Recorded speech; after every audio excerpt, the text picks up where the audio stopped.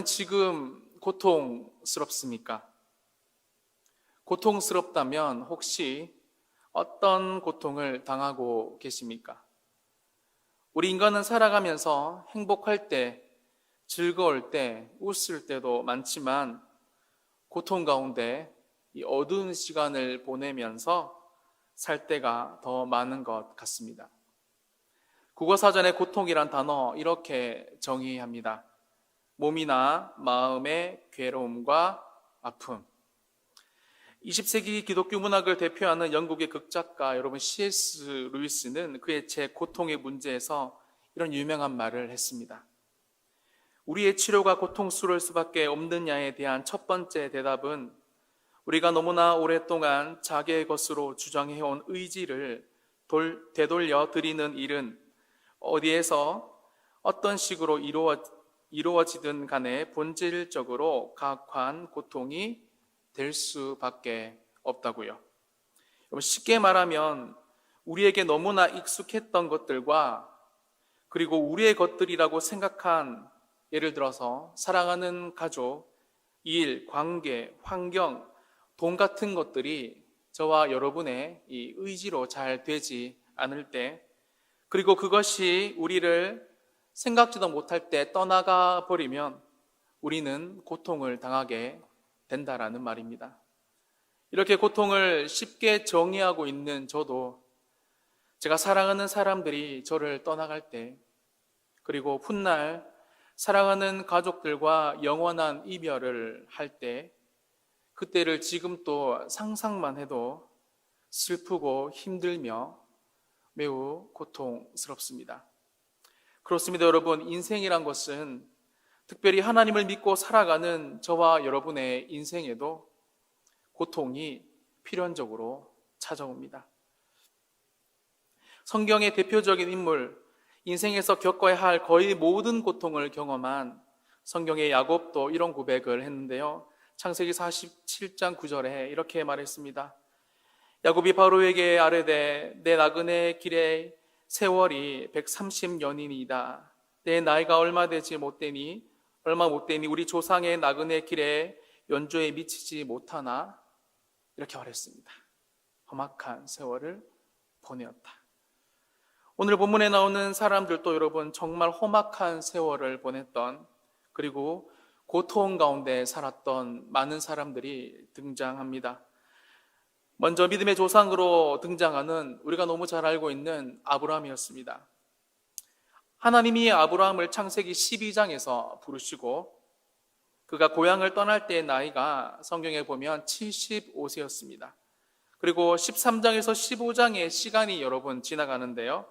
오늘 16장을 보시면 아브라함의 나이가 86세가 되었으니 10년이란 시간이 훌쩍 지나가 버린 겁니다. 여러분 말이 10년이지 강산도 변하는 시간입니다. 여러분 손자, 손녀가 생기기를 1년, 2년만 기다려도 엄청나게 긴 시간인데요. 아브라함은 지난 10년의 시간 동안 하나님과 3번 그것도 직접 대면해서 만난 사람이었습니다. 그리고 여러분 그때마다 하나님은 아브라함에게 후손과 이 땅에 대한 약속을 계속해서 확실하게 하고 계셨습니다. 그러나 그 10년의 시간 동안 아브라함에게는 아직도 이 약속하신 자손이 없었습니다. 하나님의 약속 하나 바라보고 고향을 떠났고 살아가고 있는데 그 말씀만을 붙들고 기다리고 있는데 하나님께서 일하시는 어떠한 징조도 지금 아브라함에게 보여지지 않고 있었다라는 거예요.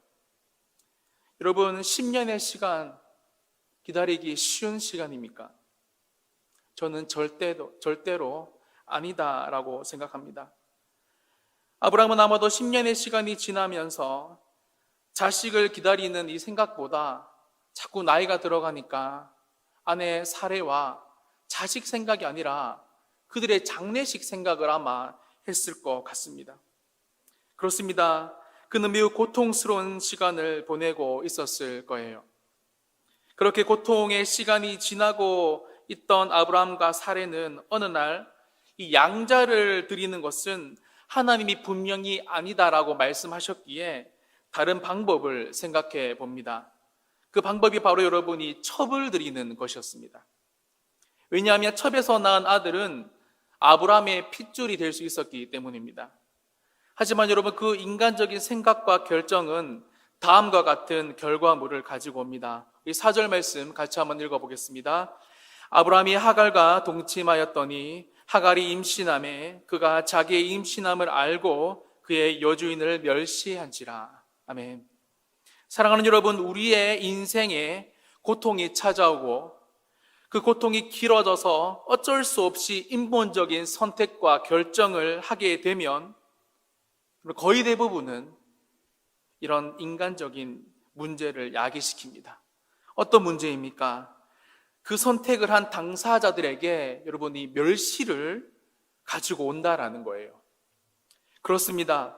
뭔가 목적은 달성한 것 같은데 예기치 못한 치명적인 문제가 지금 일어나고 있다라는 겁니다. 이번에는 하갈이 당한 고통의 문제였습니다. 우리가 잘 아는 것처럼 여러분이 아브라함은 가나안 지방의 큰 부자였습니다. 유력한 사람이었습니다. 그냥 평범한 옆집 아저씨가 아니었습니다.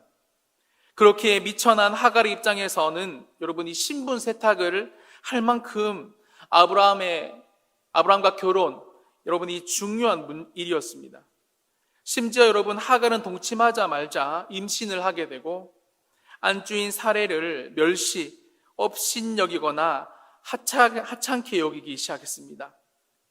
그런데 이 하갈이 했던, 아마 그녀가 생각해서 좋은 선택이라고 결정했던 이 선택도 고통의 문제를 그녀에게 가지고 옵니다. 그리고 이런 결과를 초래합니다. 6절을 보세요. 아브라함이 사라에게 이르되 당신의 여종은 당신의 수중에 있으니 당신의 눈에 좋을 대로 그에게 행하라 하며 사레가 하갈을 학대하였더니 하갈이 사레 앞에서 도망하였다라고 말합니다.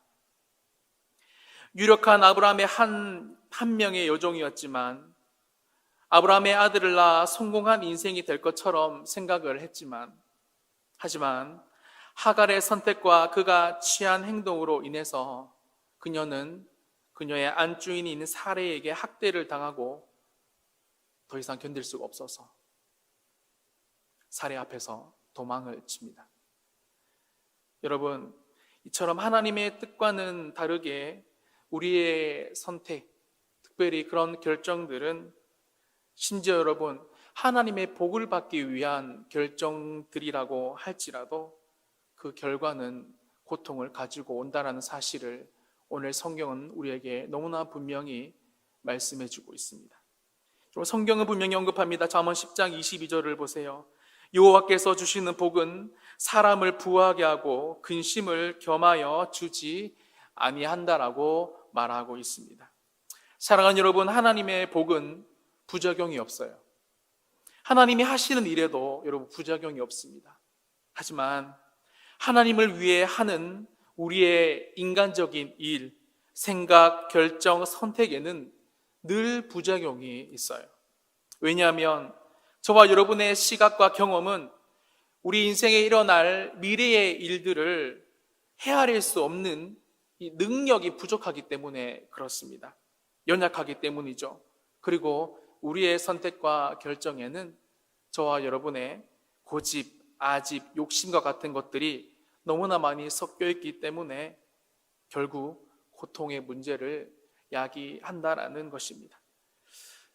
하지만 여러분, 저는 이 설교를 준비할 때나 성경을 읽을 때 정말 타이밍 하나 잘 잡고 들어오시는 기가 막힌 분을 늘 경험하는데요.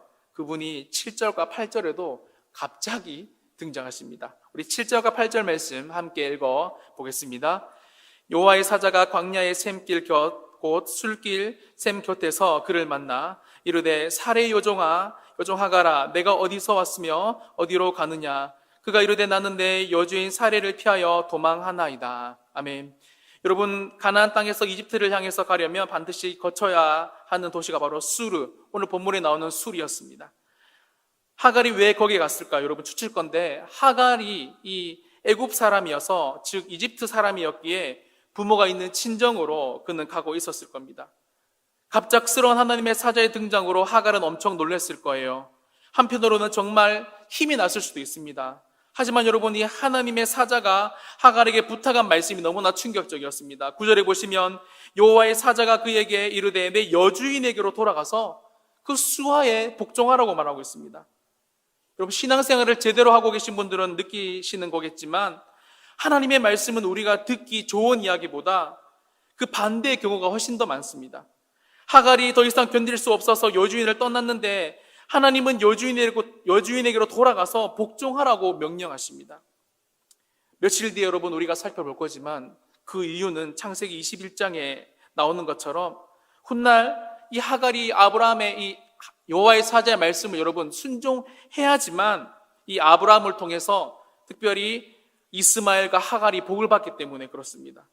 아브라함의 유산을 일부 물려받아 복의 사람이 될 수 있었기 때문에 하나님은 말씀하시고 순종을 요구하신다라는 겁니다. 여러분 10절의 말씀처럼 하나님은 하갈에게도 엄청난 복을 주시는데요. 여호와의 사자가 또 그에게 이르되 내가 내 씨를 크게 번성하여 그 수가 많아 셀 수 없게 하리라. 여러분이 아브라함의 복과 견줄 만큼의 복을 하나님은 하갈에게도 주셨다라는 말입니다. 말씀을 마무리합니다. 여러분 11절에 보시면 하나님은 이 일 후에 하갈이 낳은 아들에 대해서 미리 말씀하시는데요. 그는 아들이고 그의 이름은 이스마엘로 지어라. 그 뜻은 여호와께서 네 고통을 들었다. 훗날 여러분 아브라함은 그냥 아들이 태어났을 거라고 생각했을 거고 사례는 내가 낳지 못하는 저 아들을 저 여인이 낳았으니 기뻐할 수도 슬퍼할 수도 없었을 겁니다. 하지만 여러분 하갈은 분명히 달랐을 거예요. 왜냐하면 하갈에게 이스마엘의 출생은 생물학적인 출생에 대한 기쁨 위에 하나님이 내 기도를 들으시고 내 탄식을 들으시고 내 고통을 들으셨다라는 간증이 분명히 되었기 때문에 아마 그럴 것이었습니다. 여러분 C.S. 루이스의 말과 일맥상통합니다. 고통은 귀먹은 세상을 불러 깨우는 하나님의 메가폰이다. 사랑하는 여러분, 오늘 이 새벽에도 하나님은 미천한 하갈의 기도를 들으셨던 것처럼 저와 여러분의 기도를 듣고 계십니다. 오늘 그 하나님 앞에서 그게 결혼의 문제이든 사업의 문제이든 자녀와 건강의 문제이든 여러분 그분이 들으시기만 하면 우리의 문제는 해결되고 특별히 우리의 모든 고통이 복으로 다가올 것입니다. 오늘 그런 하나님께 우리의 모든 기도를 올려드리는 복된 하루가 되시기를 예수님의 이름으로 간절히 축원드립니다.